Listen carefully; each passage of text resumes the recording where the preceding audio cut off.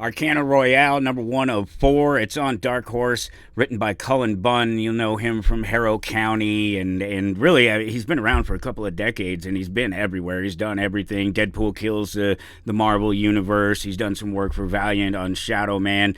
Teamed up with artist AC Zamudio, and let's just make an example of her right there, because I may have just misgendered her, but you wouldn't know she was a he or a she or whatever. And if I use they after that, do you think I'm talking about Cullen Bunn and AC? Not to it's just a point about the language and about the they them thing. I'm referring to her as she and her because that's what I see. I don't otherwise know. She's never told me. I don't have to feel personally responsible for properly gendering the person I see as female and referring to her as AC. I've known multiple girls named Michael in my life. I've known multiple men named Kelly in my life. I've known multiple men named Tracy. My stepfather was named Tracy.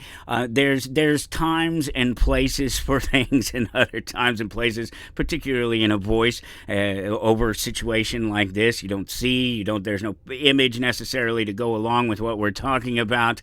You wouldn't have any idea what I'm speaking about if I start using gender neutral terminology to speak about people you don't know and names that may or may not be male or female, and it may or may not matter. That's not the point. It's about the language. I not to make an example of AC. She's fantastic. Sixth Gun, you'd know her from, and Shadow Roads as well. Relative newcomer to the industry in terms of the amount of output. This book here, they bring us this story of Hudson Tremaine. She's a gambler. She's one of these people that thinks that life is a zero-sum game, I think.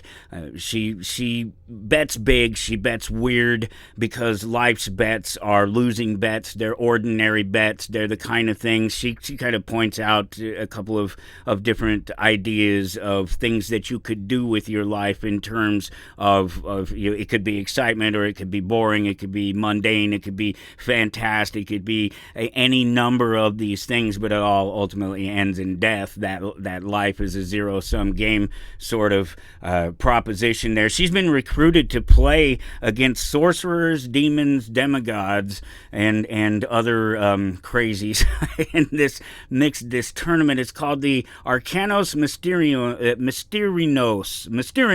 Geez, the Arcanos Mysterinos, and that's the English translation is roughly something along lines of unknown deep secrets, or deep secrets of the unknown, something like that. But they're talking about the tarot. They're talking about tarot cards.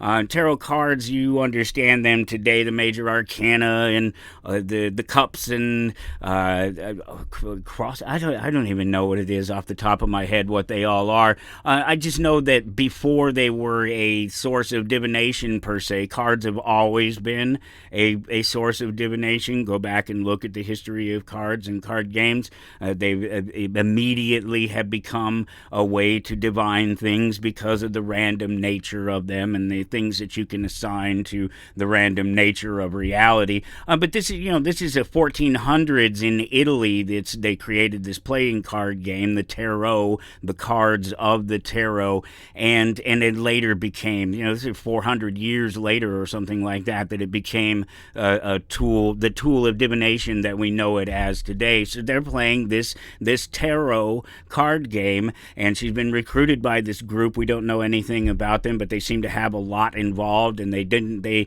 had to go, some Bothans had to lose some lives to get their hands on the things that they got their hands on. They do point out that there's this invitation to the game, and that people died to get this invitation, and it's extremely important because really the game is played with sort of real lives, not necessarily the lives of the players, but in reality, people and things that are happening. They're actually twisting and manipulating fate in reality. Those are the actual stakes of the game.